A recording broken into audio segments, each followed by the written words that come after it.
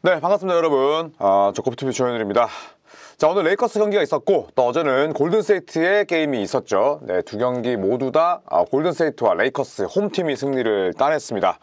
자, 일단 밀워키 벅스 전을 치렀던 골든스테이트 경기, 제가 어제 외부 촬영이 있어서 그 경기를 다루지 못했는데, 스테픈 커리 없이 이겨낸 아주 값진 승리였습니다. 백투백 두 번째 상대였던 밀워키 벅스를 맞아서 골든스테이트는 스테픈 커리에게 휴식을 제공했습니다. 그동안 너무 지쳐 있었고, 그리고 스티브 커 감독이 얘기하기를 지난 한 달 동안 커리가 우리 팀을 너무너무 힘들게 이끌었다, 많이 지쳐있다, 이런 얘기를 했습니다. 결국 커리에게 휴식을 제공했고요. 자, 그렇다면 누군가는 또 맹활약을 해야 되잖아요. 또 누군가는 1옵션이 돼야 되고, 또 누군가가 또 스텝업을 해야 됩니다. 그런 역할을 어제는 모든 선수들이 잘 해냈죠. 특히나 지미 버틀러가 1옵션으로 올라서서 맹활약을 했습니다. 24득점, 10개 어시스트, 리바운드 8개, 자유투 10개 얻어내서 모조리 집어넣었고요. 드레먼드 그린 3득점에 그쳤습니다만 3점에 그친 선수가 이 정도로 인게임 영향력이 클 수 있구나라는 걸 드레먼드 그린의 어제 경기 수비력을 통해서 알 수가 있었습니다. 득점은 딱 3점이었지만 리바운드 10개, 어시스트 4개, 그리고 허슬 수치, 스틸 2개, 블락 4개. 그래서 이 스토크, 스틸과 블락의 합이 무려 6개였습니다. 자, 그리고 브랜든 포젬스키가 또 오랜만에 컴백했습니다. 복귀전에서 17득점, 리바운드 7개, 3점 7개 중에 4개를 집어넣으면서 외곽 라인에서 스테픈 커리의 빈자리를 아주 잘 메워줬죠. 특히나 지미 버틀러와 드레먼드 그린이 함께 있을 때 어떤 식으로든 스페이싱이 필요합니다. 그런데 버디 힐도 혼자서는 또 무리가 따르고, 모제스 무지도 마찬가지인데, 어제는 브랜든 포젬스키가 직접적으로 공간을 굉장히 많이 넓혀주는 그런 플레이를, 그것도 컴백 경기에서 했습니다. 굉장히 좀 긍정적인 신호를 볼 수가 있죠. 자, 같은 날 이 LA 클리퍼스는 클리블랜드 캐벌리어스를 맞아서 홈에서 이겼습니다. 그래서 워리어스가 만약에 밀워키 전을 패했다면 순위 하락의 가능성이 있었는데, 지금 클리퍼스의 기세는 좋은 반면에 오히려 미네소타가 지금 큰일 났습니다. 주전 빼고 나섰던 인디애나에게 졌고요. 트레이 머피 3세가 시즌 아웃된 뉴올리언스에게 또 졌습니다. 그런데 이게 홈 2경기란 말이죠. 자, 이렇게 됐을 때 6위 싸움에서 지금 완전히 미네소타가 탈락한 건 아니지만, 골든스테이트, 미네소타, 클리퍼스 3파전인데, 골든스테이트 입장에서 보자면 미네소타를 상대로는 상대 전적의 우위, 이 타이 브레이커를 가지고 있습니다. 그렇기 때문에 미네소타 2연패는 LA 클리퍼스나 골든스테이트에게 굉장히 좋은 소식이다, 이렇게 생각을 합니다. 자, 그렇기 때문에 정규 시즌 끝날 때까지 치열하게 경쟁할 전망인데, 정규리그가 끝나는 마지막 날에 15게임이 일제히 열리게 되죠. 그런 면에서 아마도 정규리그 끝나는 날 이 세 팀의 시드뿐만 아니라 마지막 시드 대진까지 정해지지 않을까 생각을 합니다. 자, 커업 버황, 커리가 없을 때 버틀러가 황제다, 이런 뜻이죠. 1옵션으로 나서서 팀을 구했는데, 커리어 내내 밀워키를 상대로 강했습니다. 특히나 마이애미 히트 유니폼을 입고 나서는 밀워키 저승사자였죠. 틈만 나면 사슴뿔을 반대로 꺾어버렸습니다. 커리 없는 골든스테이트의 임시 1옵션으로 어제 경기를 뛰었는데, 아까도 말씀드렸듯이 24득점, 리바운드 8개, 어시스트 10개, 그리고 접전 구간에서 혹은 골든스테이트 워리어스의 리듬이나 플로어가 좋지 않을 때 이 지미 버틀러가 볼을 키핑하고 그 다음에 또 공격을 컨트롤하는 그런 능력이 너무너무 워리어스에게 필요했습니다. 드레먼드 그린이 그런 플레이를 하기에는 수비에서 짊어진 부담도 크고, 그리고 직접 본인이 포인트를 올리는, 득점을 겟하는 그런 능력 자체가 낮기 때문에 무리가 있죠. 근데 버틀러는 어떤 플레이를 하냐? 우선은 굉장히 안전한 플레이를 지향합니다. 그러면서도 동료를 살릴 수 있고, 또 전체적인 팀 오펜스의 리듬에 악영향을 주지 않도록 플레이를 하고자 항상 노력하는 선수예요. 그러다 보니까 버틀러가 마치 골든스테이트 워리어스의 이 시스템에서 한 3년, 4년 뛴 것 같은 그런 노련미를 보여주잖아요. 만약에 어제 버틀러 없었다? 사실 밀워키에게 그냥 졌을 겁니다. 하지만 버틀러가 결국 보이지 않는 곳에까지 본인의 영향력을 뻗치면서 팀이 잠깐 흔들렸을 때, 또 퀸트 포스트가 삽질해서 완전히 추격을 허용했을 때, 이럴 때 버틀러가 코트 안팎에서 굉장히 큰 힘을 보여줬습니다. 자, 또 하나 버틀러를 높이 평가할 수밖에 없는 이유는 전체적인 기록 자체가 앤드루 위긴스와 비슷하다고 하더라도 바로 이 자유투를 얻어내는 능력 때문입니다.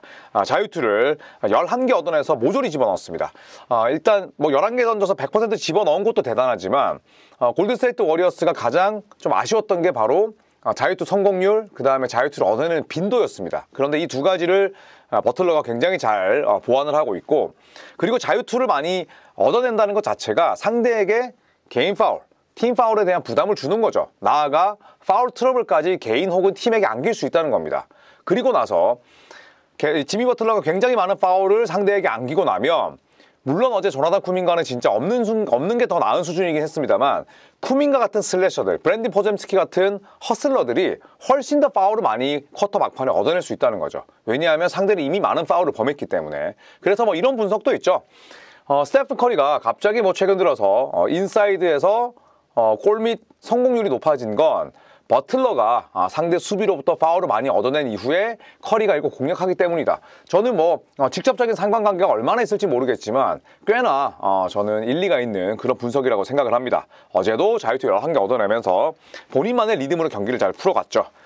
자, 그리고 디그린 이야기를 뭐 빼놓을 수가 없습니다. 디그린 뭐 요새 잠잠하죠. 네, 심판 판정에 대한 불만은 있지만 그래도 뭐 테크니컬 파울은 좀 덜 받고 있고, 더티 플레이는 여전하지만 뭐 어쨌든 출전 정지에 대한 위험까지 감수하면서 플레이하고 있지는 않습니다. 근데 어제 경기는 디그린의 그런 클래스를 좀 볼 수 있는 그런 경기였습니다. 전성기급 수비력을 유감없이 발휘했어요. 저는 뭐 한 10년 전, 한 9년 전 디그린인 줄 알았어요. 자, 야니스를 완벽하게 묶었는데 디그린을 매치업으로 만난 야니스의 야투가 놀랍게도 제로였습니다. 6개를 시도했는데 디그린 앞에서는 하나도 못 넣었어요. 그럴 일이 거의 없는 야니스잖아요. 우겨넣고 분리볼하고 때려놓고 반칙 뜯어내고 모든 걸 다 하는데, 어제 야니스는 디그린 앞에서 그냥 순한 양이었습니다. 새끼사슴이었어요. 골든스테이트전 어제 야니스의 야투가 31.3%였는데 이게 이번 시즌 로우였습니다. 그런데 2-4-2호 시즌 야니스의 야투율이 59.9%니까 어제 얼마나 골든스테이트를 맞아서 고전했는지 알 수 있죠. 그리고 어제 경기 때문에 골든스테이트와의 맞대결 이후에 야니스의 야투가 60%대에서 59.9%, 50%대로 떨어졌습니다. 결국에는 뭐 디그린과 또 스티브 커 감독과 골든스테이트 나머지 선수들이 야니스에 대한 대처를 잘 하고 나왔다고 봐야겠죠. 더구나 백투백 세트 두 번째 경기였는데 완전히 수비로서 어제 밀워키 벅스를 뚜까 팼습니다. 자, 이제 골든스테이트 워리어스 토론토 랩터스와의 경기 이후에 원정 연전을 떠나게 됩니다. 그런데 딱 5게임만 잘라놓고 봤을 때 일단 승률은 편안합니다. 그러니까 스케줄 강도가 5게임만 놓고 보면 나쁘지 않다는 겁니다. 일단 내일 토론토 랩터스와의 경기가 있습니다. 24승 45패에 그쳐있는 굉장히 뭐 성적이 낮은 팀, 도어 매트 가운데 하나가 토론토죠. 주전들을 제대로 내보내고 있지도 않아요. 자, 그리고 나서 긴 원정 연전을 떠나는데 3월 23일에 애틀란타를 만납니다. 향후 5연전 가운데 가장 승률이 높은 팀이에요. 33승 36패. 플레인 토너먼트는 충분히 진출할 수 있고, 또 뭐 트레이 영, 최근에 잘해주고 있는 뭐 오니에카 오콩우, 그리고 또 다이슨 데니얼스 같은 아주 훌륭한 수비수까지, 또 조진 양도 지금 버티고 있고요. 까다로운 팀이긴 합니다만 어쨌든 5할 승률 아래입니다. 자, 그리고 나서 굉장히 드물게 동부 원정에서 이틀을 쉽니다. 그리고 나서 마이애미를 만나는데 마이애미 완전히 뭐 이번 시즌 망했죠. 그러니까 버틀러의 마이애미 방문기이기도 합니다. 29승 40패예요. 반드시 이런 팀들은 워리어스가 깔고 가야 되는 거죠. 자, 그리고 나서 또 한 번 이틀을 쉽니다. 그리고 뉴올리언스 펠리컨스를 상대하는데 뉴올리언스가 고맙게도 워리어스 입장에서는 미네소타를 잡아줬잖아요. 그리고 나서 또 뉴올리언스가 워리어스를 만나게 되는데, 골든스테이트 워리어스의 일정이 굉장히 나쁘지 않은 게 23일에서 26일 사이에 이틀 쉽니다. 그리고 26일과 29일 사이에 이틀 쉬어요.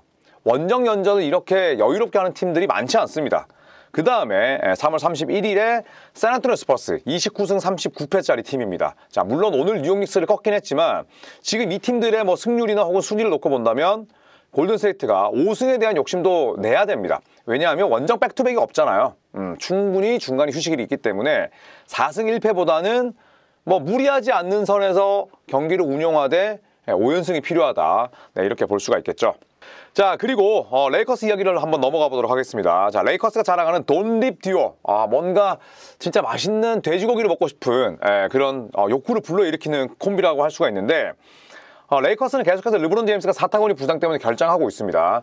이 65경기 올 NBA에 뽑히기 위해서는 르브론 제임스가 7게임을 더 뛰어야 되는데 저는 그 경기 수는 채울 거라고 봐요. 충분히 올 NBA 팀에 뽑힐 수 있는 그런 실력을 보여줬기 때문에. 자, 하지만 일단 오늘 경기도 나서지는 못했습니다. 덴버 너게츠를 맞아서 결국 돈치치와 리브스, 돈립 듀오의 활약이 필요했었는데 4연패 이후에 돈치치와 리브스의 활약 덕분에 레이커스 3연승 그리고 서부 컨퍼런스 3위에 등극을 했습니다. 자, 오늘 돈치치가 1쿼터부터 펄펄 날았습니다. 덴버전 1쿼터의 첫 8분 동안 기록이 이런 기록이 나올 수 있나 싶어요. 20득점, 리바운드 하나, 어시스트 2개, 스틸 2개, 그리고 야투 8개 중에 7개 집어넣었고요. 3점 4개 중에 3개, 자유투 4개 중에 3개.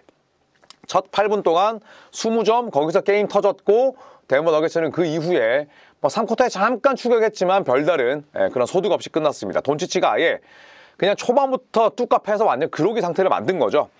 자, 3연승 기간 동안에 돈립 콤비의 성적을 한번 살펴보겠습니다. 루카 돈치치 35분 뛰면서 28.3득점, 9.3 리바운드, 9.6 어시스트, 2.3 스틸. 우리가 알고 있던 댈러스 돈치치, 빈티지 돈치치의 모습 그대로입니다.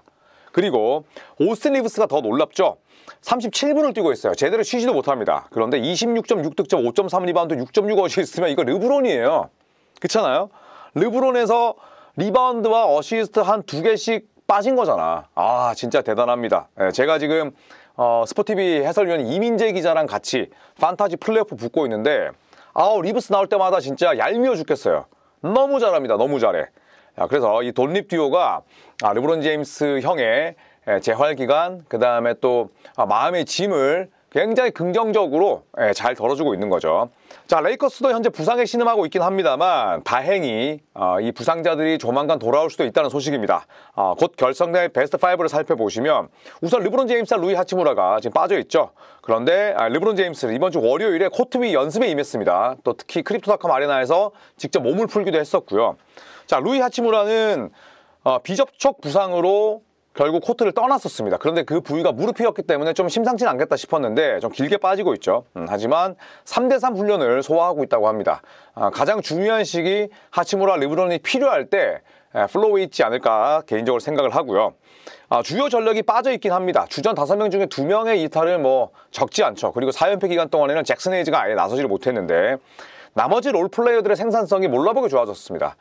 게일 빈센트, 달튼 크넥트, 잭슨 헤이즈, 도리안 피니스미스, 그 다음에 또 제라드 밴더빌트 같은 선수, 또 조던 구디도 빼놓을 수가 없고 모든 선수들이 한 단계 스텝업을 했거나 혹은 책임감을 더 가지고 뛰고 있습니다. 그 덕분에 레이커스가 서부 컨퍼런스 3위에 올라 있는 거죠.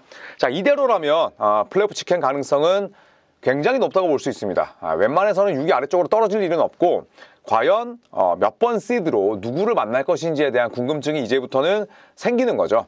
자, 그래서 레이커스의 베스트 5 건강한 이 라인업을 기대해봐도 좋을 것 같습니다. 자, 이상 골든스테이트와 레이커스의 성적을 묶어서 소식을 한번 정리를 해봤습니다. 그리고 오늘 10시에는 제가 아주 좀 재밌어 하실 만한 그런 주제로 또 티어리스트 라방을 진행할 예정입니다. 내일은 제가 방송이 없기 때문에 오늘 10시에 들어오셔서 저와 함께 재밌게 또 NBA 이야기하면서 다가오는 주말을 또 함께 기다리도록 하시죠.